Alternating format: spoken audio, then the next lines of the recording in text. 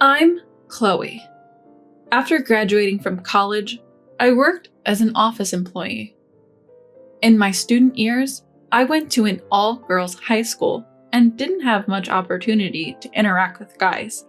The only relationship I had was with Mason, whom I met through a friend. Mason worked for a major corporation. He was incredibly good-looking, like a celebrity, and had great style. I was head over heels for him. Then came a day when I knew I absolutely wanted to marry Mason. While waiting for Mason, who was late to our meeting spot, I received a call. Following the voice on the other end, I turned around to find Mason standing there with a big bouquet of roses. "Will you marry me?" I thought I was dreaming when Mason, smiling, offered me those words along with the bouquet of roses. I immediately said yes, and we embraced, public setting or not. I was thrilled by Mason's proposal, which felt like a scene from a drama. Little did I know then what Mason's true nature was. After getting engaged, Mason and I started to talk about practical matters concerning our marriage. First, there was the issue of our parents.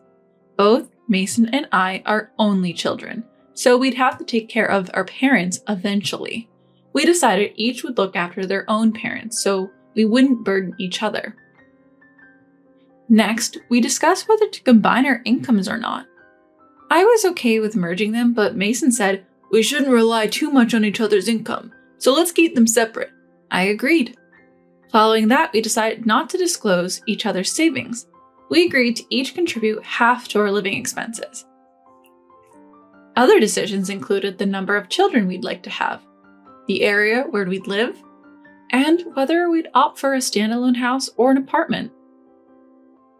There were many decisions to make, but I believed I could do anything if it meant spending my life with Mason. When we went to announce our engagement to father-in-law and mother-in-law, whom I'd met before and gotten along well with, that belief started to waver. As usual, mother-in-law and father-in-law welcomed me warmly with smiles and said, "Chloe, welcome." We entered the house, and due to the special occasion of announcing our engagement, I felt a bit nervous. In the living room, Mason, father-in-law, mother-in-law, and I took our seats. My in-laws happily congratulated us on our engagement. "I was wondering when you two would get married. I'm relieved that you finally gotten engaged," mother-in-law said, and Mason chuckled shyly. I also felt my cheeks go red. While father-in-law and mother-in-law never stopped smiling at our youthful enthusiasm, something father-in-law said made me start questioning Mason. "So, when are you planning to move in together? We need to prepare for the move too. You're not thinking of living in this house, are you? It'll get cramped when you have children." Huh? Move in together? My bewildered expression made father-in-law and mother-in-law puzzled as well.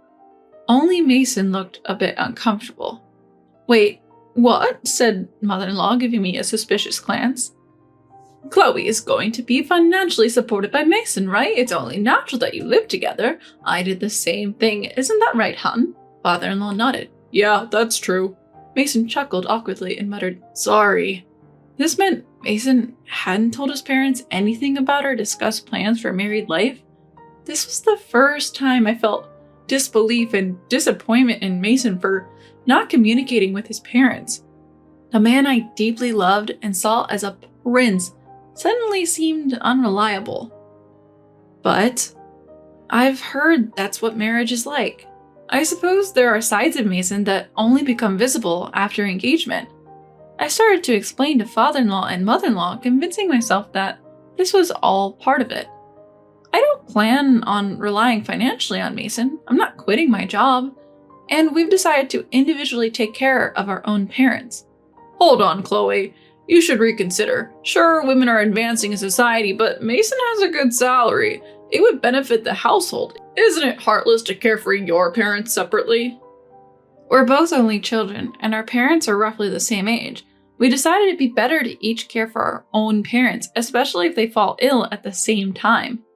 Father-in-law and mother-in-law had complicated looks on their face, but I continued to explain with unwavering conviction. I didn't want to ruin my relationship with them, but I also wanted to live the married life Mason and I had agreed upon. I don't know Mason's income or savings, but considering where he works, I know he earns a decent wage. However, quitting my job isn't an option for me. Do you have such an important job, Chloe? I hesitated a bit, then nodded. Yes, actually, my dad runs a company that I'm supposed to take over in a few years. Father-in-law and mother-in-law were shocked. I was further disappointed in Mason for not informing them, as he knew about this. So do you have a higher income then?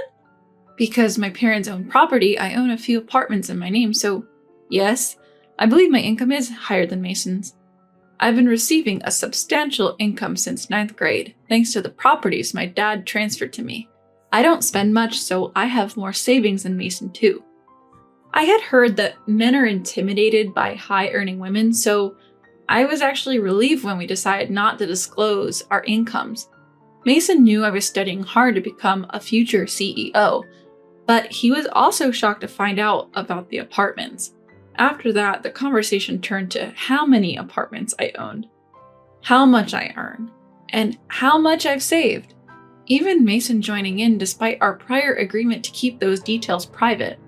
That day, I somehow dodged a barrage of questions, not revealing my income or savings, and made it home. But Mason changed after that. He became increasingly interested in my finances. When we talked, the subject of money came up, and if we went on a shopping date, he'd ask for expensive brands. I would refuse, saying, "We agreed to keep our finances separate. If you want it, buy it with your own money." Doing so would put Mason in a visibly bad mood, and the atmosphere would sour. The real shock came when Mason stayed over at my house. When I came out of the bathroom, I found him rummaging through my desk drawers. "What are you doing?" I asked. "Just seeing if you have a bank book or something," he replied with a guilty expression like a child caught in mischief. At that moment, the idea of breaking off the engagement crossed my mind. Mason was no longer the Prince Charming he once was. He changed his attitude as soon as he learned about my income and savings, and it deeply hurt me. But Mason was my first love. I couldn't forget his romantic proposal with the big bouquet of roses, nor could I completely abandon my feelings for him. Should I leave him, though I still loved him? As I was mulling over these conflicting emotions, an incident occurred. That day, I was distracted by a headache at work. Sleep deprivation from worrying about Mason was probably the cause. I felt I couldn't let personal issues affect my work if I was to become a boss one day. I must have looked unwell because a coworker noticed. Since it wasn't a busy period and the staff had some bandwidth, I decided to leave early.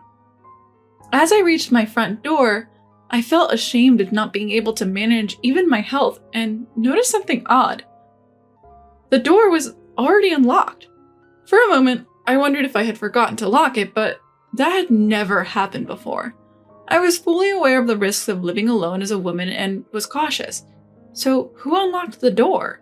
Despite my unease, I opened the door. Only then did I think of the possibility of an intruder inside. Panicked, I grabbed an umbrella from the stand as a makeshift weapon. I was so flustered that I didn't notice until I heard a noise from deeper inside. A gasp escaped from my lips. Someone was still inside. I couldn't handle this on my own. "I have to call the police," I muttered in a shaky voice, reaching for my phone. Just then, someone sprang out from the hallway. "No!" I screamed, bending down out of fear. Wait, a familiar voice yelled out. "Huh?" As I slowly lift my head, I see Mason standing there, wearing a knit cap, a mask, and gloves. Mason looked like an intruder. Actually, he is an intruder, because I never gave him a spare key. Why? "I wanted to know how much money you make, Chloe, so I snuck into your place." "Without permission? How?" My voice trembles with fear as I ask, and Mason pulls a key out of his pocket. "A spare key. I made it without asking you when you stayed over at my place." The tears that fell were a mix of relief from mortal danger and boiling rage. I had never been this angry in my life. I pushed away Mason's hand, which was rubbing my back in an attempt to calm me, and screamed, "Are you kidding me?" in a voice so full of anger, I doubted it was my own. Mason, who had only seen my typically calm side, was stunned and fell on his rear, but my rage wasn't over. Making a spare key without permission is criminal, and what's with the disguise? Were you planning to steal my bank book if I hadn't come back? No, I just wanted to check. Check what? We agreed to keep our finances separate after marriage. I know you changed your attitude the moment you found out I have some money. I throw my umbrella at Mason, who staggers back, letting out a pathetic whoa. Why did I ever think someone so pathetic, sneaky, and money-minded was Prince Charming?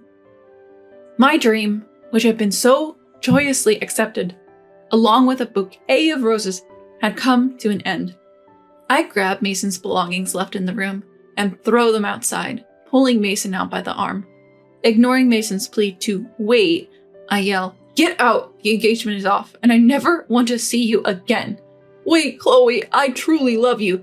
No need for your love anymore. Goodbye." I slam the door shut, my love for Mason completely chilled. Everything goes surprisingly smooth as I check that my bank book is intact, explain the situation to my parents, and call my future in-laws. My future mother-in-law pleads, "Please don't sue Mason." I had no intention of doing so I coldly reply, "Cutting off ties is enough for me." My parents are furious at Mason's actions, and the engagement is swiftly called off. My dad was angrier at Mason than anyone else. Knowing Mason's boss personally, my dad spilled the beans, saying, "Your employee did this to my daughter." Mason's company was lesser in standing compared to my dad's. Panicked, Mason's boss transferred him to a remote location and demoted him. And so, my first love came to an end. I learned the hard way that love is over the moment money gets involved. Later, Mason marries Lily, a successful CEO. Mason was handsome, and Lily, who was rumored to like good-looking men, must have been charmed. Mason had quit his job and was living a life full of golf, horse racing, and casinos. But Lily, just a few months into their marriage, had enough of Mason's lack of work ethic. She kicked him out, handing him $1,000 and divorce papers. "You lose yourself with this money," she said, as Lily, who didn't know I was Mason's ex, later told me. I totally get where Lily was coming from. Mason was the kind of guy you'd want to kick to the curb.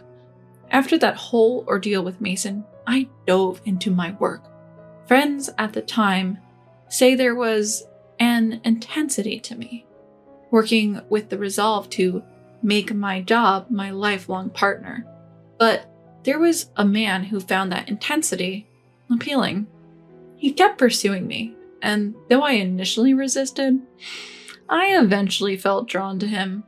Now, we're married, and we've been blessed with 3 children. Taking over for my dad, I've become the company president. My husband has taken all the household duties as a stay-at-home dad. Once the kids are grown, my husband wants to contribute to my company, and that's why he's my ideal Prince Charming.